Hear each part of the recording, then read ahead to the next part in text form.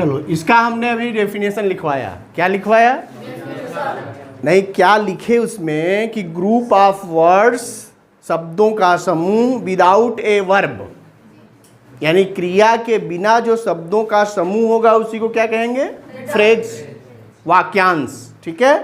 अब ये वाक्यांश कहाँ कहाँ मिलता है? तो जितने पार्ट ऑफ स्पीच हैं, जितने पार्ट्स ऑफ स्पीच हैं, उन शब्दों में यदि कोई एक शब्द से बन रहा है तब तो वो पर्टिकुलर पार्ट ऑफ स्पीच कहलाएगा, और यदि उसमें शब्दों का समूह हो गया तो उसी को फ्रेज कह देते हैं। जैसे हमने कहा कि पहले बन गया आपका नाउन फ्रेज। क्या बन गया? Noun phrase. दूसरा बन गया एडजेक्टिवल फ्रेज। Adjectival phrase.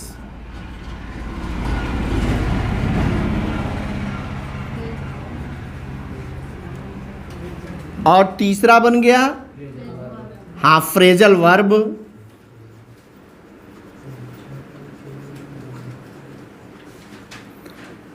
चौथे नंबर पर हो गया एडवर्बियल फ्रेज। एडवर्ब से बना एडवर्बियल, इसको एडवर्बियल भी कहते हैं या एडवर्बियल फ्रेज भी कह सकते हैं। ठीक है। और पांचवें नंबर पर लो एडवर्ब हो गया। उसके बाद आएगा आपका प्रीपोजिशन। प्रीपोजिशन ना, तो प्रीपोजिशन जब एक शब्द का होगा तो उसको प्रीपोजिशन कहेंगे, और एक से अधिक शब्द मिलकर बनेंगे तब उनको प्रीपोजिशनल फ्रेज कहते हैं। Prepositional phrase. अभी इसका एग्जाम्पल देता हूं मैं।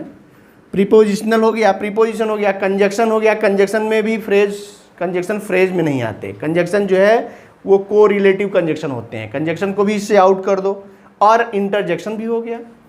तो तीन को निकाल दिया। कौन कौन? प्रोनाउन का फ्रेज नहीं बना। ठीक है। और क्या कहते हैं, कंजक्शन का भी नहीं बना और इंटरजेक्शन का नहीं बना। से सामने है देखो, 5 का बन गया ना। अब नाउन फ्रेज, यानी ये नाउन जो है, संज्ञा जो है, जैसे हमने कहा रूम, एक शब्द ले लो, ये रूम क्या है? नाउन है। रूम नाउन है, रूम यानी कमरा। और रूम को अब फ्रेज के रूप में कब देखेंगे? जैसे कभी कभी पढ़ते समय देखते हो ना, इन द रूम लिखा होता है, या आप भी लिखते हैं इन द रूम। अब ये क्या है? अरे भाई ये एक हाईएस्ट, ये एक वर्ड का था, इसलिए ये क्या था? नाउन था। और जब ये इन द रूम हो गया तब ये क्या हो गया? नाउन फ्रेज हो गया है। अब ऐसे बहुत सारे वर्ड्स होंगे, यानी नाउन के साथ कोई एक शब्द नाउन होगा और उसके साथ कुछ दूसरे शब्द जब जुड़ करके आ जाएंगे तो उनको क्या कहेंगे? Noun phrase.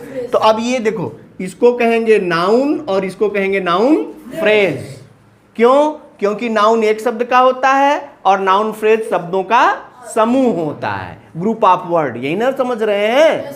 जैसे अब एडजेक्टिवल फ्रेज को देखो तो एडजेक्टिव से बनेगा, नाम वही है तो एडजेक्टिव से ही बनेगा एडजेक्टिवल फ्रेज। लेकिन एडजेक्टिव क्या है? तो एडजेक्टिव जो ऐसा word, the word which qualifies noun और प्रोनाउन, यानी संज्ञा और सर्वनाम की जो विशेषता बताने वाला शब्द है उसको क्या कहेंगे? एडजेक्टिव कहेंगे। और वही एडजेक्टिव यदि ग्रुप में हो जाएगा तो उसको एडजेक्टिवल फ्रेज कह देंगे। बात समझ में आ रही कि नहीं आ रही है? ये किसी की विशेषता बताएगा। जैसे एडजेक्टिव के रूप में ले लिया बैड, ले लिया ना, बैड यानी बुरा, बैड यानी बुरा, गुड यानी अच्छा, ये होता है ना। या जो भी इस तरह के वर्ड्स आएंगे जो क्या कहेंगे? वो एडजेक्टिव का कार्य करेंगे।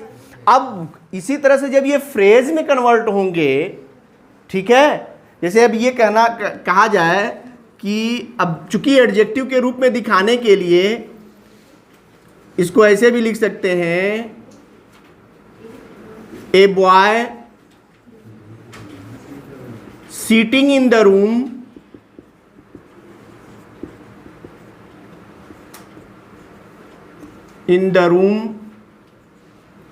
Is my brother. इसको मैं समझा दूं डिटेल करके। ये देखो एक सेंटेंस है। क्या है ये? एक सेंटेंस हो गया। ए बॉय सॉरी यहाँ हम कैपिटल से लिखेंगे, a boy seating in the room is my brother. अब इसमें देखो ये जो सीटिंग इन द रूम है, स्पेशली इसी को हम देखेंगे।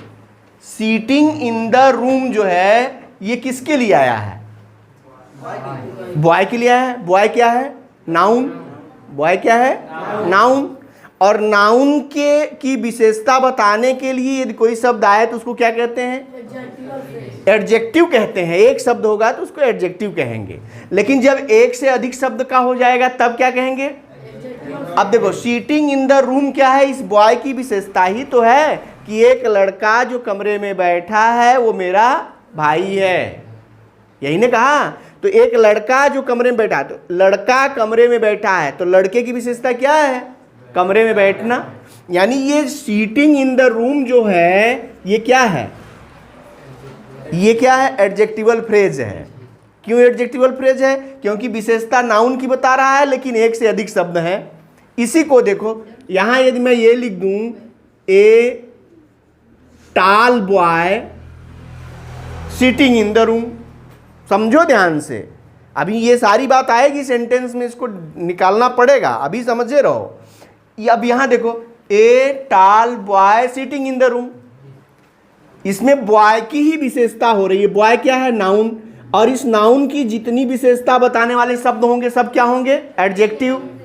अब उसमें हमको ढूंढना यह है कि एक शब्द का होगा तो एडजेक्टिव और एक से अधिक शब्द का होगा तो एडजेक्टिवल फ्रेज कहलाएगा। अब यहां देखिए आप, जैसे यहां देखो बॉय की विशेषता है टाल, लंबा है, और बॉय की विशेषता है कि कमरे में बैठा है।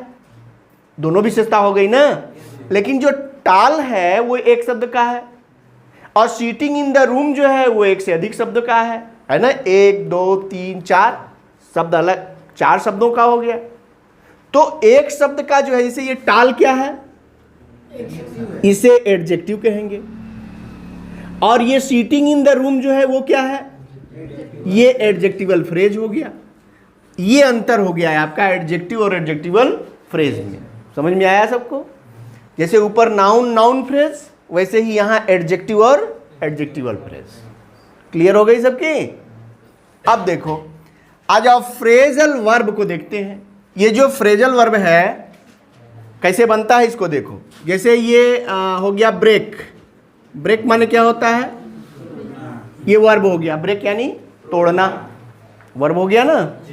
अब इसको फ्रेजल वर्ब में कैसे लाएंगे? तो इसके साथ एक शब्द जुड़ता है और वो एक नया शब्द बन जाता है। जैसे ब्रेक इनटू,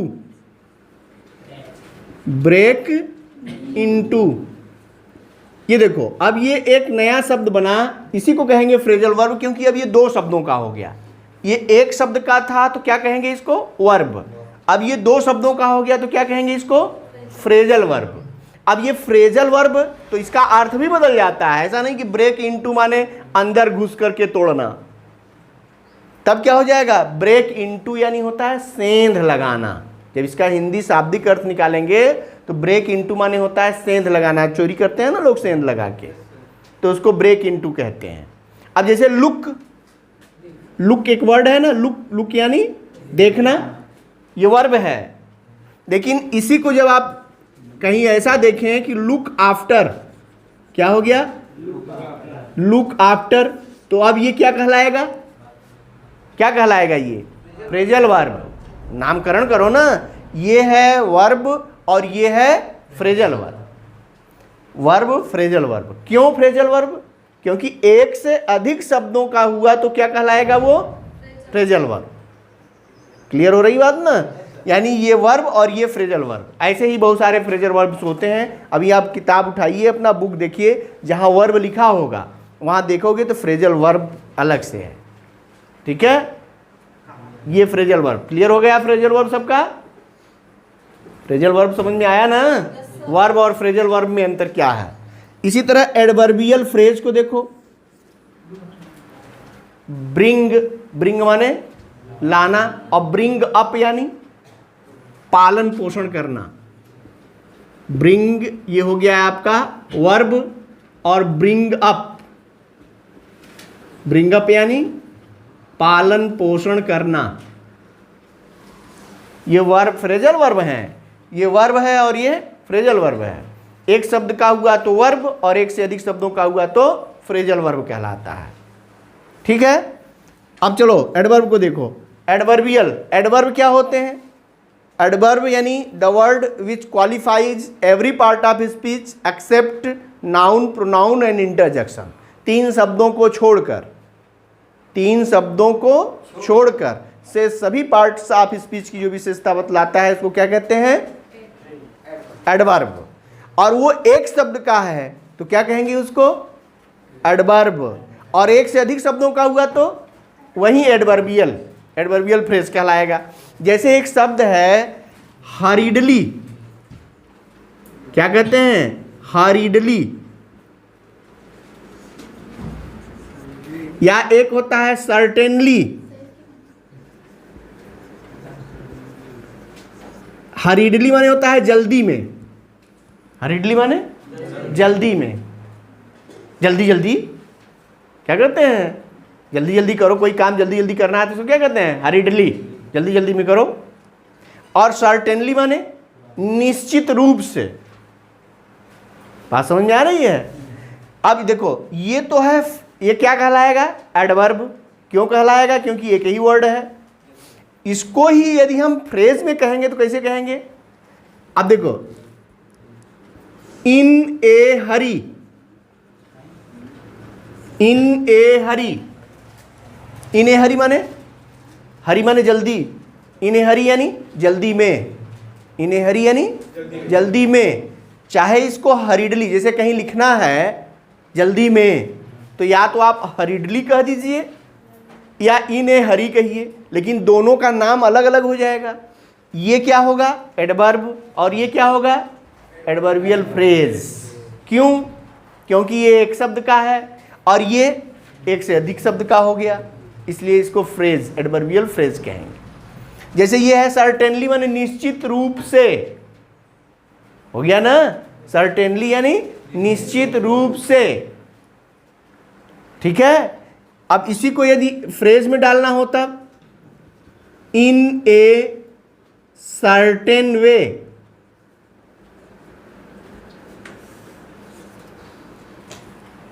देखो, इन ए सर्टेन वे, सही तरीके से, निश्चित तरीके से। बात समझ में आ रही कि नहीं आ रही है? तो अब ये क्या है? ये हो गया एडवर्ब और ये क्या है? Adverbial phrase. क्यों? क्योंकि एक से अधिक शब्दों का है। ऐसे ही वर्ड्स बनते हैं, फ्रेज बन रहा है।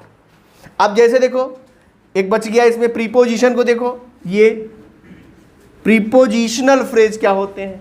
तो प्रीपोजिशन का नाम सुना है? इन, एट, ऑन, ये सब क्या है? ये सब प्रीपोजिशन है। ऐसा है ना? In, at, on, upon, above, over, across, ये सब क्या है? प्रीपोजिशन। और एक एक शब्दों के हैं। लेकिन जब ये एक से अधिक शब्दों से मिलकर बनेंगे तो ये क्या कहलाएंगे? Prepositional phrase. जैसे एक वर्ड आता है बिकॉज ऑफ, आता है? बिकॉज ऑफ माने के कारण, बिकॉज ऑफ माने के कारण। जैसे in spite of, in spite of माने के बावजूद, प्रीपोजिशन है ये। In spite of, because of. या एक वर्ड आता है ड्यू टू, के कारण, हाँ। या ऑन अकाउंट ऑफ,